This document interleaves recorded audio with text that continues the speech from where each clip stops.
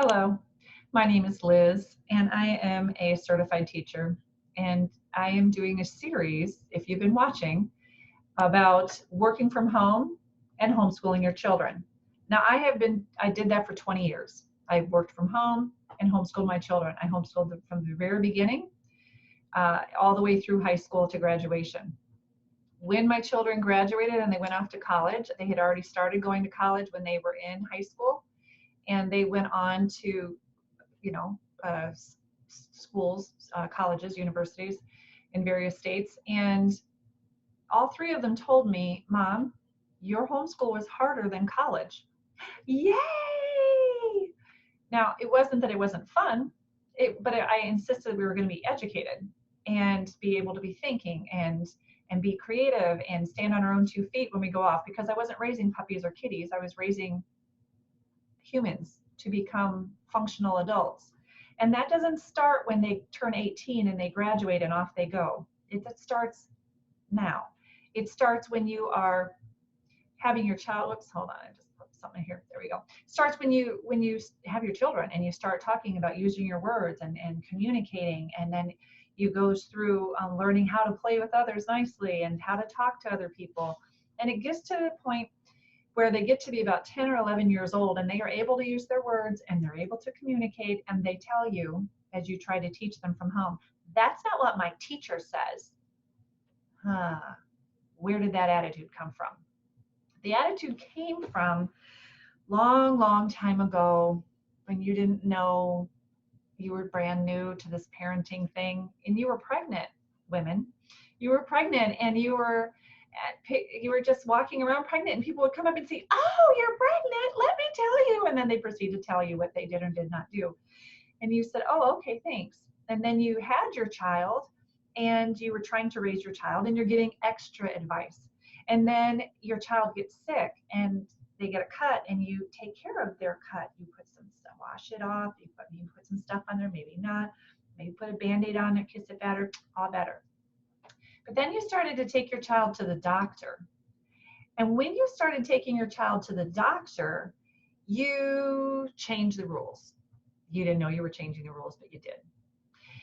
When that baby was in your belly, that was your baby. You had complete 100% control, and nobody could do anything about it. But once that baby was born, now people can get involved.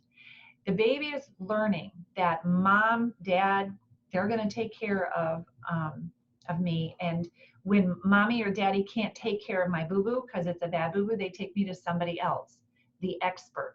And whatever the expert says, that's who is going to decide what happens next with my boo-boo. Well, you did the same thing when you sent your child off to school.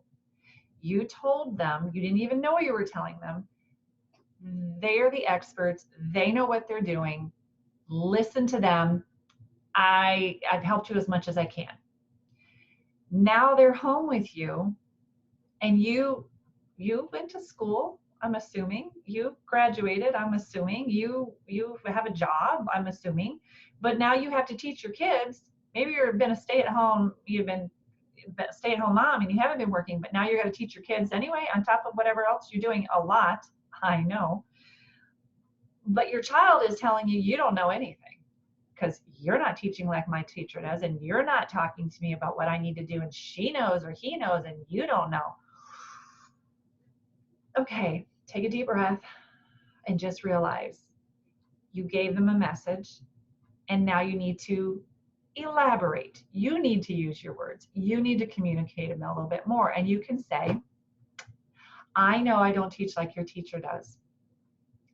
I, however, I do know how to read and write, and I do know arithmetic, and I do know that I can help you and that we can work on this together, because we're in a new situation neither one of us has ever been in before, and we have to do this together. So we're going to practice teamwork and family connections, and we're going to get through this. So there are things that I'm not going to know, you're right, and maybe we'll have access to the teacher or maybe we won't, but that's okay. We're going to be fine, because we're going to do this together. Your child is not wanting you to be disappointed in them. When they go to school, they are this whole personality, this whole persona. That's who they are. When they're at home, they have a different one with you. Similar, but different. They don't want to disappoint you. They don't want to bring home a bad grade from their teacher at the school to you and have you go, oh, what is happening? What's going on? Why aren't you getting this? Their self-esteem is fragile because they're 10 or 11 or younger or older. Apply this to any of the ages. They don't want you to know they're struggling. They want you to think that they are the perfect child and they are so smart and brave and wonderful, and you just love them so much. Some kids get afraid that you're not going to love them as much if they're not perfect. If that's the case, you need to take a step, look at yourself in the mirror and say, do I do that about my own self? Because if I do it about my own self, I'm probably going to do it about them too, and it's going to make them a little bit crazy. So just take a deep breath and say, you know, there's some things that you're going to know, some things you're not going to know, and that's okay. I'm going to love you no matter what. Because there's some things I as a parent know and some things I as a parent don't know, and you're going to love me while I'm figuring it out. And it allows you both to not have to be perfect at work and perfect at homeschooling and perfect at everything that I'm doing. Nope, you don't have to be perfect. Nobody is perfect. Even after 20 years, not perfect. Okay? So 10 and 11-year-olds, they're going to have this attitude, and it's just their fear talking. So you need to, again, lighten it up and alleviate that. If you haven't watched any post 1 or post 2, please go back and watch those. You may not have that age, but you'll understand what I'm referring to in some of these cases because I'm building off of them, each one that I've done, okay? And that might be helpful to you. Maybe it'll be helpful to somebody else and you'll be able to share it with them. So now you're going to have this teaching that needs to happen. 10 and 11-year-olds, they have the confidence. They know how to do things. They are eager to do things. You thought the 8 and 9-year-olds were like brave. Whoo, the 10 and 11-year-olds are daredevils. And they are willing to do, and they think they can do everything. They can go and cook on the stove. They can clean the bathroom. They can do all these things. And you're like, whoa, you cook sloppy joes. We're not going to go and make this huge, rack of lamb. Now, maybe you have somebody that can do that. That would be awesome. However, it's telling them, yeah, there are things that you're going to do, things that I'm going to do, and I will need your help during the day. Okay, I'm going to talk to you parents as if you have one child, okay, who's 10. You can work with that child and build a schedule, and you can say, this is how the day is going to go. They probably won't interrupt your work time. You can use the flashcards that I talked about in the introduction. They will be able to whisper. They won't come in and say, Mommy, and interrupt what you're doing. They are like little people, little adults, but they're not adults. They're just pretenders. They also need a list of things that they need to get done school-wise.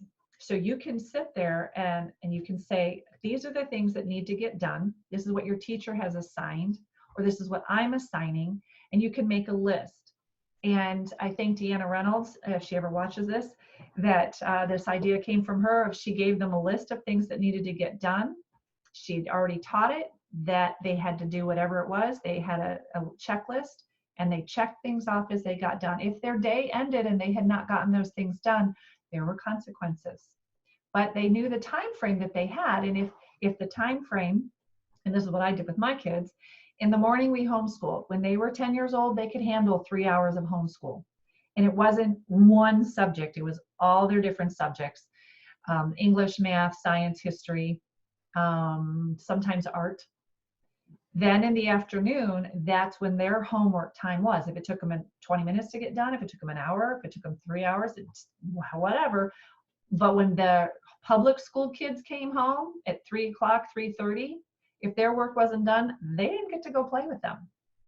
So you can set up with your 10 and 11-year-old, if your work isn't done, you can't talk to your friend in the Zoom room. You can't, go and play video games. You have lost that time. And you can have those time frames that says from 12 to 3 is your homework time. If you're struggling with your homework, obviously come to me and I will help you with that. But if you're just lollygagging around, when it comes to 3 o'clock to 5 o'clock, when you thought you were going to watch TV or play a video game or talk to a friend, yeah, sorry, your homework time still has to happen. You've just lost your fun time. And there's no more fun time after this. Then we're going to have dinner, and then we're going to get ready for bed, and night night. So you can have consequences that they are part of. They are with you on this. They have helped decide. They have helped make those consequences with you. I loved working with the 5th and 6th graders because they totally get it. Junior hires, oh, they're on board. If you say this is the problem, let's name some consequences, they will be harder on themselves than you would even imagine being. So make sure that you let them know that you are going to kind of monitor some of the consequences that they would like to inflict on themselves for not getting their work done. It's teaching them about time management. When they're in elementary school, their first few years are about learning the basics, getting the foundation. First through 2nd grade, 3rd grade, 1st and 2nd are mostly the foundation. 3rd is building on that foundation. 4th is starting to apply it. 5th and 6th grade are applying what they're learning and time management too. By the time they get into 7th and 8th grade, they better have some time management skills, because they're going to have a whole lot of homework, and they're going to be going in between classrooms, not just staying in a classroom and switching every couple of times, maybe once or twice a day. Every single class they're going to be switching. By the time they get to high school, if they don't have time management, they're going to be struggling and drowning. They'll be really good in math for a while, and then they're going to fail in history. They're going to be really good in history for a while, then they're going to fail in science. And it's time management, and it's foundational skills. So you may find that your children, some of them at this age, you think they have the foundational skills, and they don't. They missed something. They weren't taught phonics. They weren't taught the foundational part of math, addition, subtraction, multiplication, division. So when it came to fractions, they couldn't multiply, they couldn't divide, because they never really could do the addition, subtraction, and the carrying the numbers. They just didn't. So you might have to do some backup work on them. Might be a little frustrating. You can do this. There are places that test kids. You might not be able to go in to test kids, but if you know they're struggling, then just say, you know what, we're going to back up for a little bit. While we're at home, we can do that. We can back up to addition, subtraction, make sure you know how to do those. Then we're going to go to multiplication, division, make sure you know your multiplication facts. Then we're going to do division. There are online activities that you can sign them up for, so you don't even have to teach them if you're afraid of that. But if you can do that math, fill it in, because by the time they get to junior high, it's going to be bad if they can't do that. So it's teaching them managing their time, getting their work done. Let me think. There's something else I want to share with you.